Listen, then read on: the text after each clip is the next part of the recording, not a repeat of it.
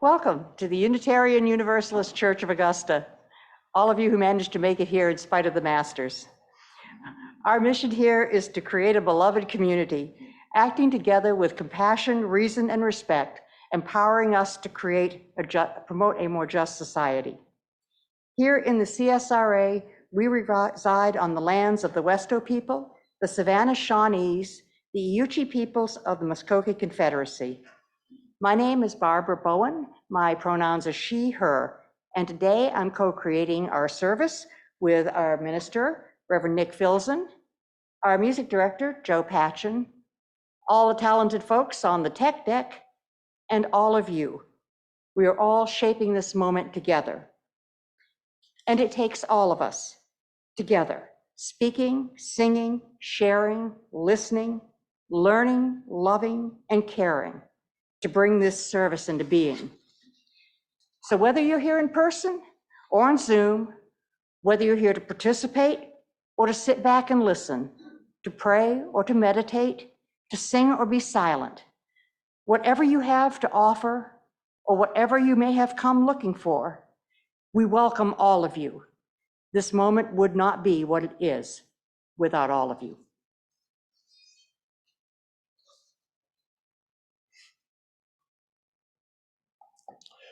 Welcome everyone on this somewhat chilly morning. You should know that it's going to be chilly in here because we have a 6-month gas agreement and we are outside of that right now. So we have fans running, but there is no heat coming through. Bundle up or huddle up, either one. And I'm Rev Nic Filzen. My pronouns are he, him. And today's chalice lighting words are by Asian American author Phoebe Eng, who says, "As connected as we are, to friends, to family, to each other, we often feel on our own as we make our way through life. And that can be a frightening prospect. We can overcome this fear only by reaching out to one another. And in our shared courage, we will grow, we will survive, we may even change the world."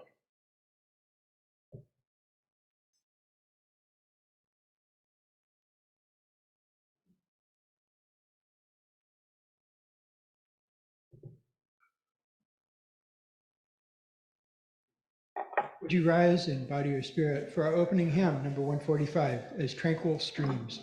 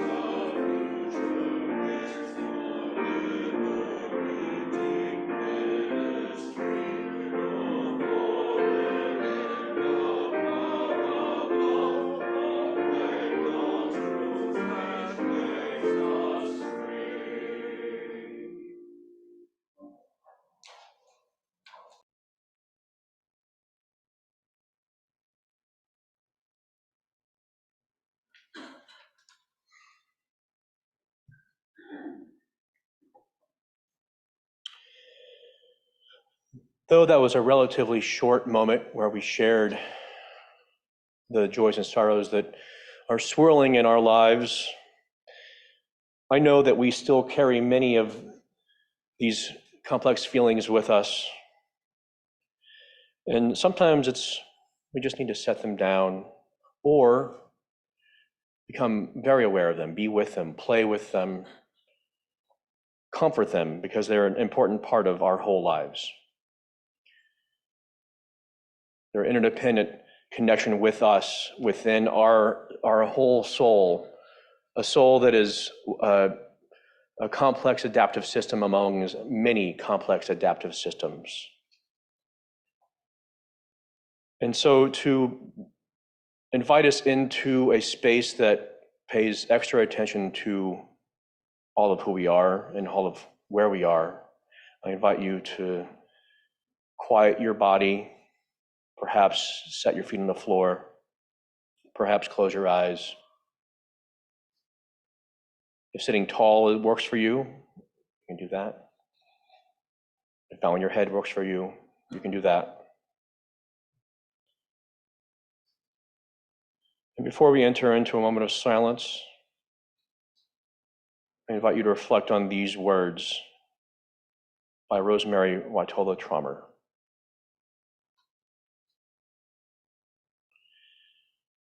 And if it's true, we are alone. We are alone together. The way blades of grass are alone, but exist as a field. Sometimes I feel it, the green fuse that ignites us, the wild thrum that unites us, an inner hum that reminds us of our shared humanity. Just as 35 trillion red blood cells join in one body to become one blood. Just as 136,000 notes make up one symphony. Alone as we are, our small voices weave into the one big conversation. Our actions are essential to the one infinite story of what it is to be alive. When we feel alone, we belong to the grand communion of those who sometimes feel alone. We are the dust that hopes, a rising of dust, a thrill of dust, the dust that dances in the light with all other dust, the dust that makes the world.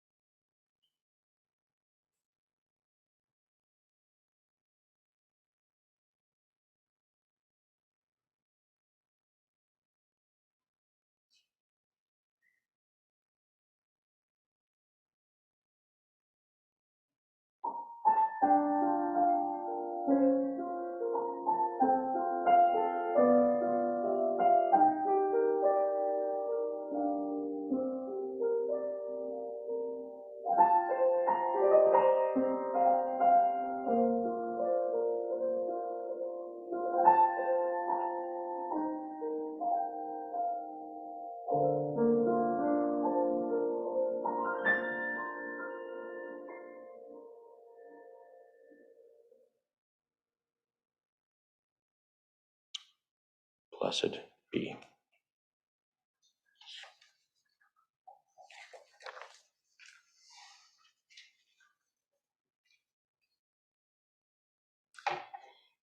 Back when I attended church with my parents as a child, my mother would give my brother and I each a nickel to put into the offering plate.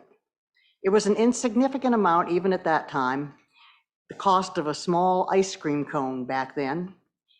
But they wanted us to feel as though we were contributing like everyone else. At that young age, I didn't really know what happened to all the money each week. I think I had a confused idea at one point that it went to poor people somewhere overseas. And I liked the idea that some kid could get an ice cream cone with my nickel. Nowadays, I know where all the money goes, but I still like the idea that my relatively small contribution can, combined with everyone else's, help build and maintain a place like this, where we can all come together, where we can support each other and care about one another, where there are families with children, young people and elders, a whole and holy community dependent upon one another to grow and thrive in this world. But likewise, it depends upon your financial contributions. So I will ask you all now to please give what you can, even if it be no more than a nickel. Would the ushers please come forward?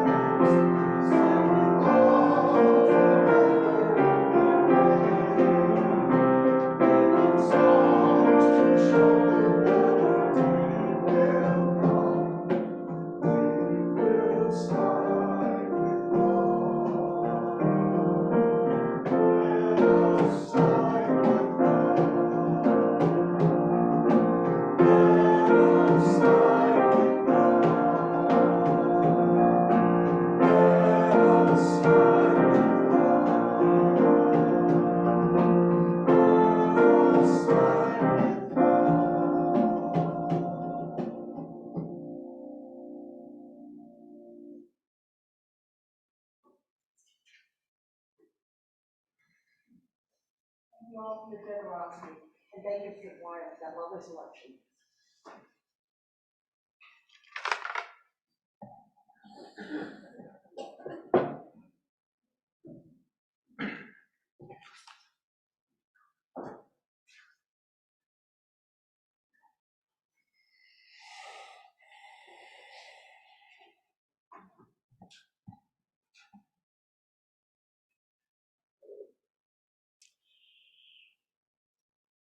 Before I retired as a professional musician, I had the privilege of performing regularly with some excellent ensembles, both vocal and instrumental. It was during one of these opportunities where I had perhaps the most sublime religious experience of my life. While studying voice at Loyola Marymount University in Los Angeles, I auditioned for and was hired by the John Alexander Singers, which included some of the best choral musicians in Southern California. The repertoire for the first concert I performed with them was headlined by the Pope Marcellus Mass. Has anyone ever heard the Pope Marcellus Mass? Oh, okay. Spotify. The Pope Marcellus Mass is known for saving Western music during the Renaissance. This is a bit apocryphal, but it definitely was instrumental, so to speak, in maintaining the trajectory of complexity in Western music. You see, the Pope at the time, who you might have guessed was named Marcellus, was concerned that polyphony, or the overlapping and weaving of several different related yet distinct vocal lines, which come together to make a grander whole, he was concerned that polyphony was starting to overshadow the words of the Catholic choral Mass. And so he threatened to make all composers go back to writing simple chant. And because churches were essentially the only source of consistent wages for composers and musicians at the time, this could have had a really cooling effect on creativity then and music as we know it today. Marcellus, you see, was just too focused on having one totally unified sound because he felt it was easier to digest. He preferred an individual line of music without tension with other parts. See where I'm going with this? Well, this one composer, Palestrina, wanted to prove that he could create a piece of music also capable of highlighting overlapping of individual voices to create something more grand and allow the text to be understood. One might say that practiced interdependence saved Western music. But I digress, kind of. Performing this piece of music with talented colleagues had a profound impact on me. Being an individual voice among and supporting a sea of beautiful sound in time nearly overwhelmed me. Our music director, John Alexander, held the very last chord of the performance for a very long time, much longer than we had ever rehearsed, just bathing in this sound. With tears running down my face and my body nearly convulsing as I tried to keep it together until the very last first moment of concluding silence, I was so aware of how awesome it was to be a part of something bigger and beautiful and meaningful. A part without which the bigger wouldn't be the same at all. It goes both ways. I was in creative, interdependent relationship with my fellow musicians. Music director John Alexander, the people who purchased tickets and donors, enabling us to perform. The San Juan Capistrano mission in which we were performing with 6-second reverb. The folks who built the mission and the Capistrano Cliff Swallows who famously fly there each year from Argentina. Palestrina. We were even in an interdependent relationship with Pope Marcellus, who didn't want it to happen at all. We were in an interdependent relationship with the spirit of creation itself. And it was divine.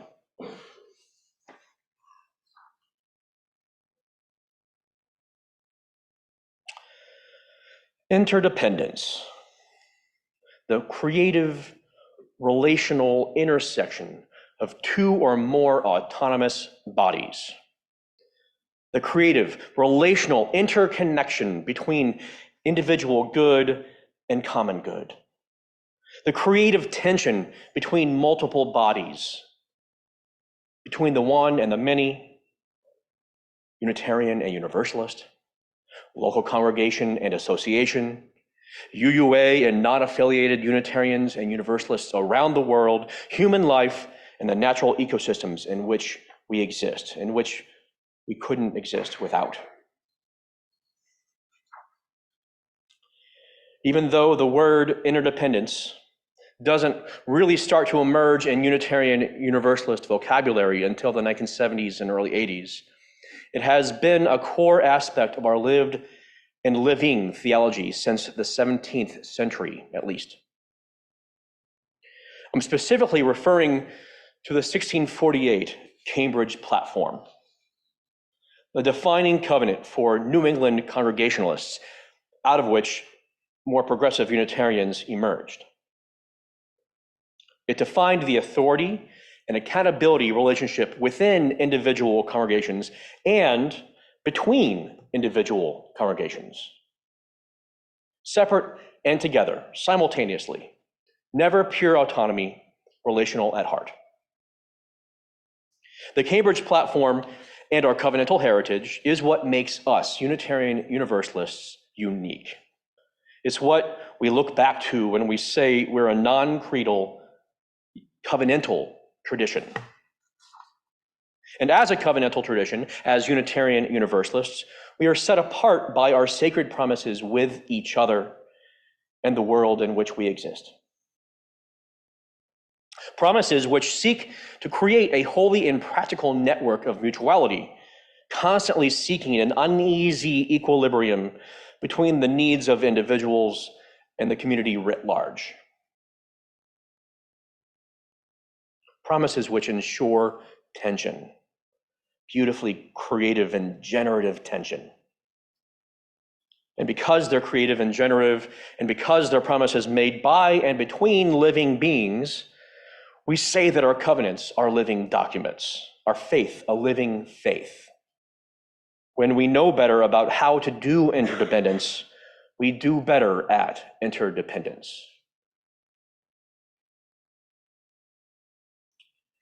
Now, last month, we explored how transformation is integral to our tradition and has been over all time. We mentioned that we've had several different defining covenants over the years since the Cambridge Platform. The most recent is contained within Article 2 of our UUA bylaws. This covenant is commonly referred to as the 7 principles and 6 sources. And when these 7 principles were codified nearly 40 years ago in 1985, the word interdependent semi-officially became synonymous with being Unitarian Universalist for the first time. The word, not the idea. And this notion makes clear humanity doesn't reside alone within existence, with dominion over all other creatures and ecosystems. We're integrated into all of nature. A truth that requires our deep care and concern for the planet and her resources. We have displayed our passion and compassion for nature over and over again in our history through the important work of our ancestors, through our important work. Folks like the Transcendentalists who revered nature, like Unitarian minister Ralph Waldo Emerson's essay, Nature, which introduced principles which became the basis of all transcendental philosophy.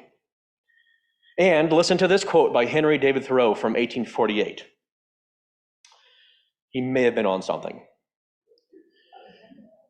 Talk of mysteries. Think of our life in nature, daily to be shown matter, to come in contact with it. Rocks, trees, wind on our cheeks, the solid earth, the actual world, the common sense. Contact. Who are we? Where are we? It wasn't just our Unitarian ancestors. Here's an 1831 quote from Universalist minister Abner Neeland. God and nature, so far as we can attach any rational idea to either, are synonymous terms. This is from 1831. And don't forget about religious naturalist and Unitarian Universalist Dr. Ursula Goodenough, who joined us a few short weeks ago, who is just one example of many living prophets who associate nature with that which is of ultimate concern with God.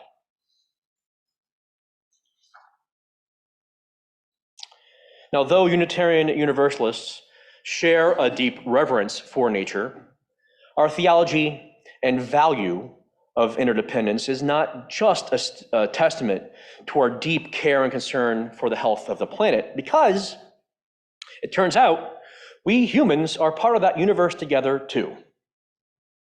We humans are also interdependent with each other, whether we like it or not. We can either embrace that truth through love or fight nature with hate. In the 7 Principles in Word and Worship, Reverend Forrest Gilmore says this, quote, "Our 7th principle, respect for the interdependent web of all existence, is a glorious statement.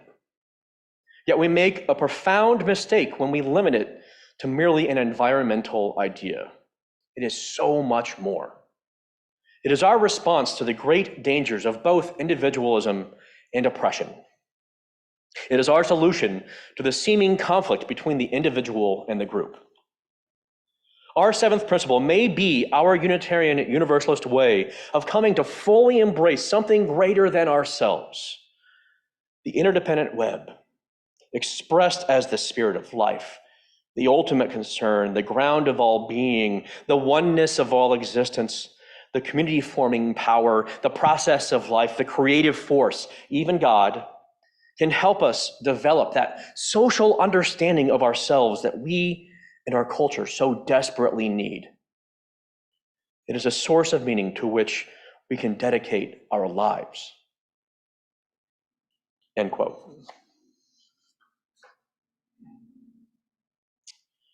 Though the 7th principle has become nearly synonymous with being Unitarian Universalist, by returning to our Cambridge platform roots, the language being proposed now takes it a step further and guides us back toward doing Unitarian Universalism. A mindset that far better suits our non-orthodox roots, firmly resituating us within an orthopraxy tradition. Big words, I know, I'll explain them.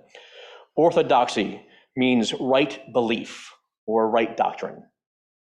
Orthopraxy means right action, right practice. So, most accurately, we aren't an orthopraxy religion. We do orthopraxis religion.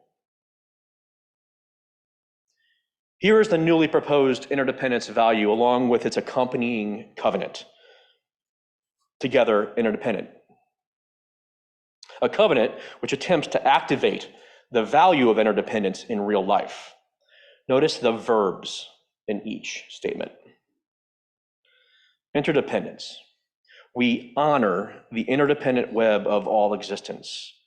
With reverence for the great web of life and with humility, we acknowledge our place in it. We covenant to protect Earth and all beings from exploitation. We will create and nurture sustainable relationships of care and respect, mutuality and justice. We will work to repair harm and damaged relationships.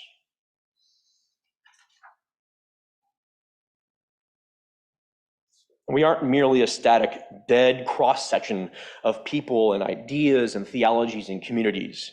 We are a dynamic, living cross-section of people, ideas, theologies, and communities, tasked with embodying the loving nature of God, the nurturing nature of interdependence. We're also not perfect. We will make destructive mistakes which harm ourselves and others, with resonating ripple effects through the web of life. Mistakes which momentarily disconnect us from the relationship inherent in the interdependent web of life. And because of our innate interdependence, it falls on us, each of us, to repair harm through mutual accountability, just as we have promised to do in our own church covenant when we say that we embrace mutual accountability for our impact, making amends, and returning to love.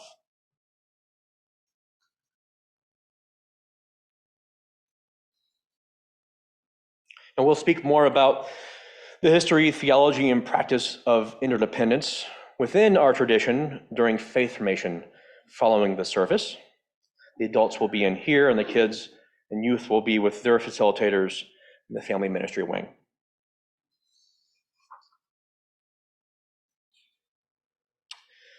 It takes each of us, alone and together, to live out our living faith, to love out our loving faith, to do Unitarian Universalism.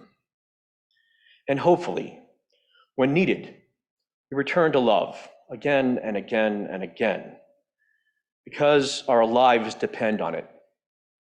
Life depends on it, because it is divine. Blessed be. Would you rise in body or spirit for our closing hymn, number 1052, The Oneness of Everything.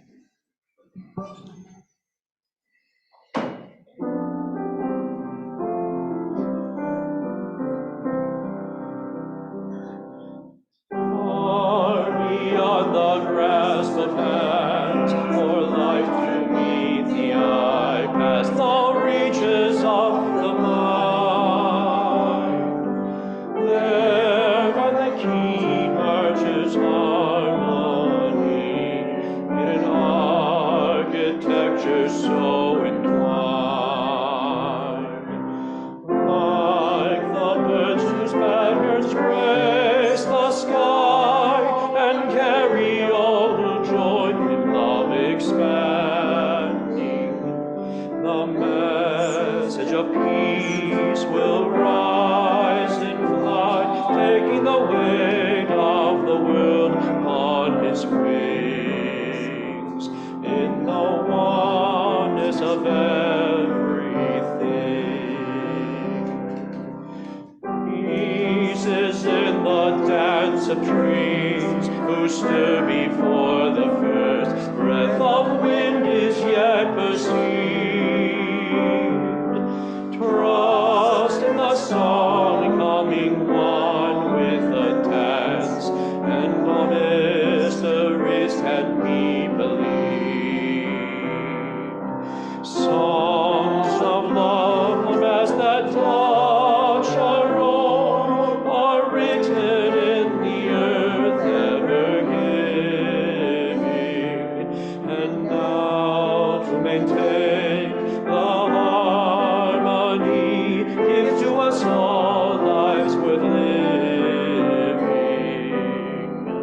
for the oneness of everything.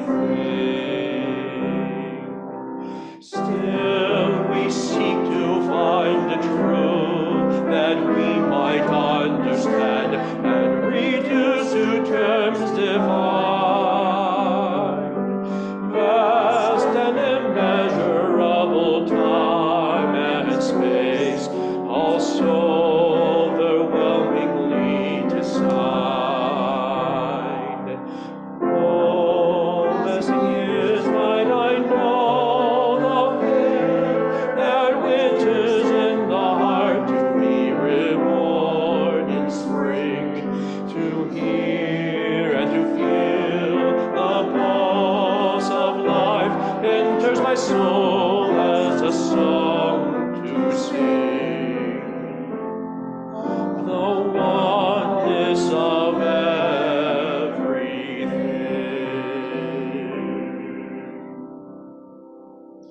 You may be seated for a moment. So far today, we have made meaning of interdependence with each other, with nature, with our tradition. And I know many here, or at least some of you, are skeptical of the existence of anything beyond the observable. And some of us have had moments of unexplainable interdependent connection with spirit, or at least not fully explainable. These moments can help us make tremendous meaning in our lives, especially during a challenging chapter of our journey. Before we close out worship, I'd like to invite Joyce Nolan to briefly share her own experience of this phenomenon. That phenomenon, spirit. So to briefly share her own experience of this phenomenon during her current moment of struggle with cancer.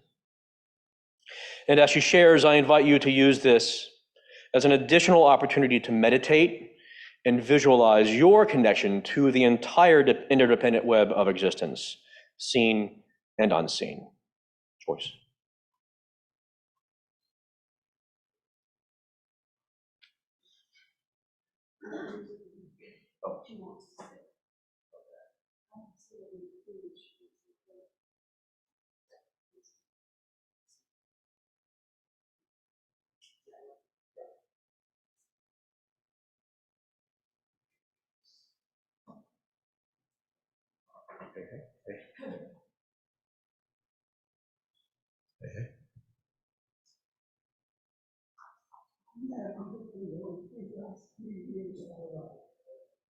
Of my journey with cancer, I wasn't interested that it was COVID. That's probably COVID. It's a time to take charge. I share my mantra that I'm not dying of cancer. I'm living my problem go away. This is still a problem. That's the time. Living up to the problem. Because and once you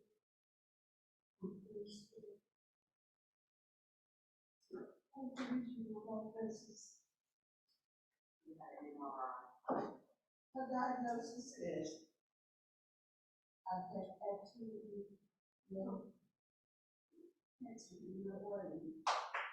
I put down masters on CTA and PET scans before. It was nothing there. I don't know about this. What happened? You didn't know. I said, I know. I chased it away.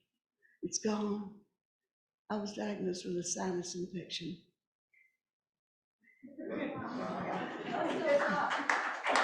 There was another test that I had done separately for another organization that came back that everything in my body was normal, even renal 3 kidney disease that I had had before was non-existent.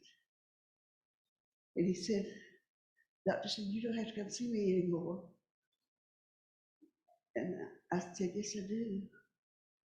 And he said, but I've dismissed you. I said, I'm going to come and hug your neck, and I'm going to love you, and I'm going to be okay. A lot of this is not hurting anywhere. It affected the heart and the heartbeat and the struggle and all of that, so it's not cancer I'm fighting.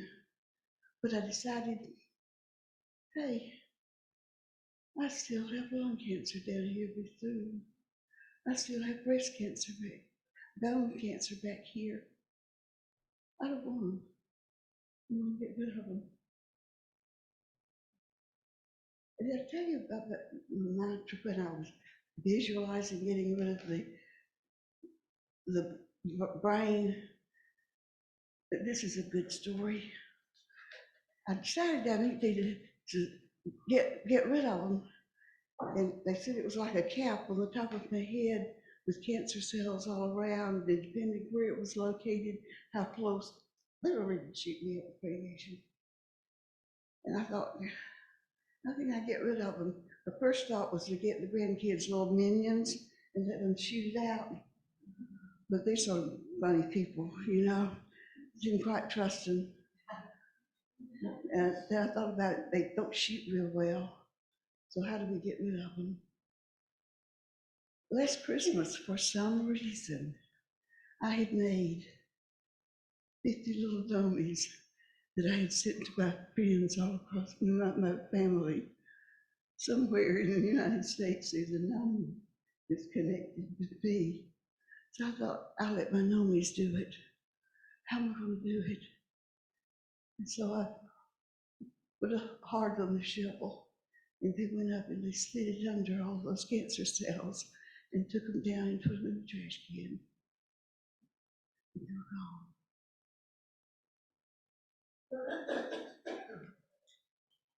So I began to think, well, how am I going to get rid of these others? And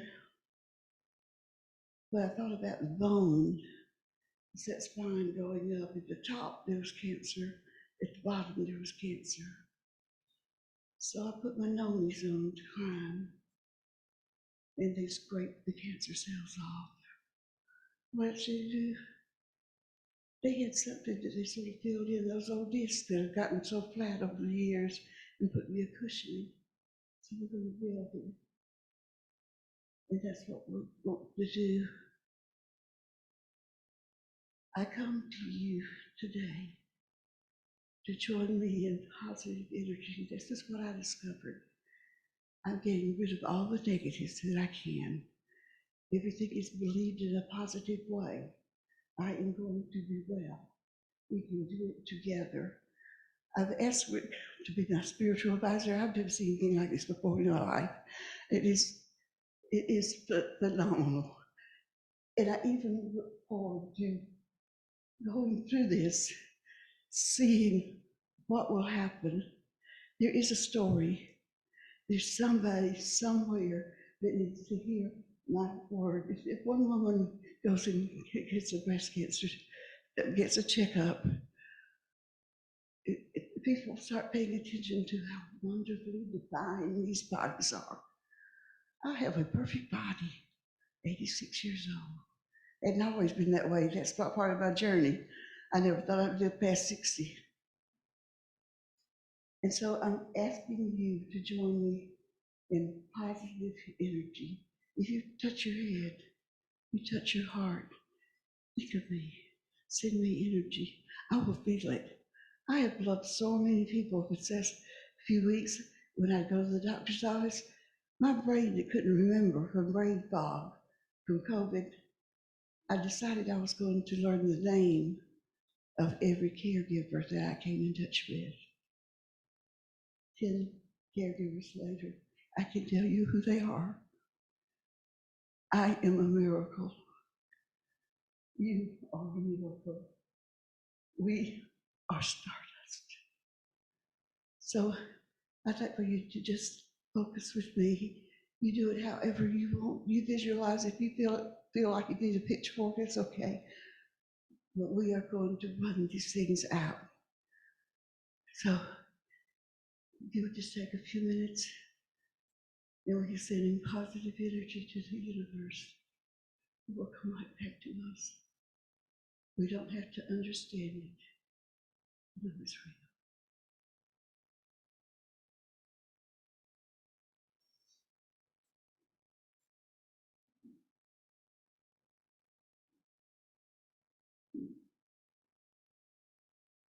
Amen. I love it. There's nothing like touch. You start thinking about how many things. It's connections too. And when I touch you and you touch him, we're strong.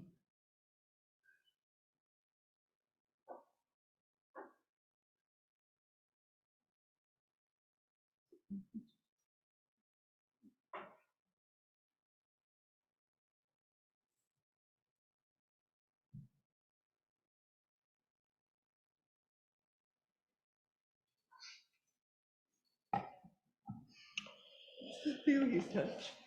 I feel it.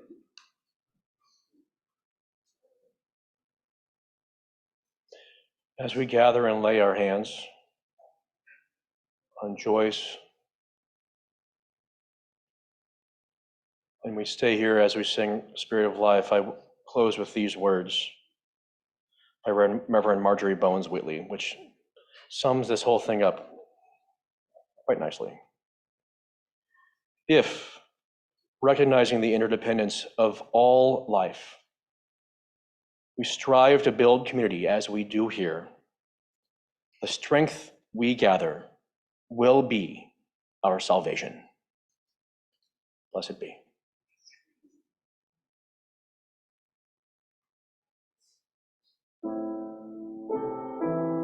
Love this song. Don't you all love this song?